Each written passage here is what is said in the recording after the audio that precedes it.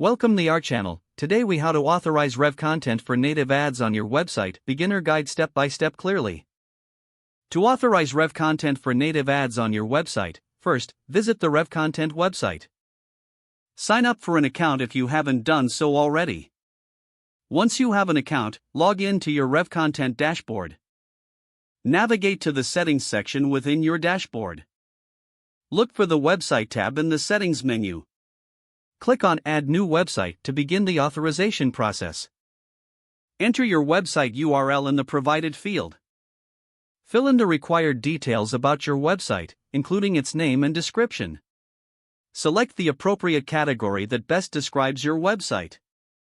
After completing the form, click on the Submit button. Revcontent will then review your website for approval. Once approved, you will receive a confirmation email. Log back into your Revcontent dashboard after receiving the approval. Now navigate to the Widgets section.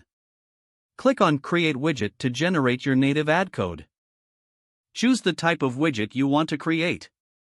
Customize your widget settings according to your preferences. After customizing, click on Generate Code to obtain the HTML code. Copy the generated code to your clipboard. Next, go to your website's content management system. Locate the section where you want the native ads to appear. Paste the Revcontent code into the appropriate section. Save your changes and refresh your website to ensure the ads are displayed. Monitor your Revcontent dashboard for performance metrics. You are now ready to start earning from native ads on your website.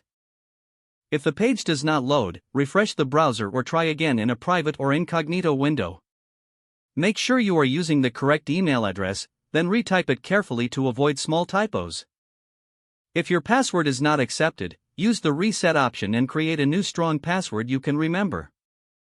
Don't forget to like this video and subscribe to our channel for more step-by-step tech guides.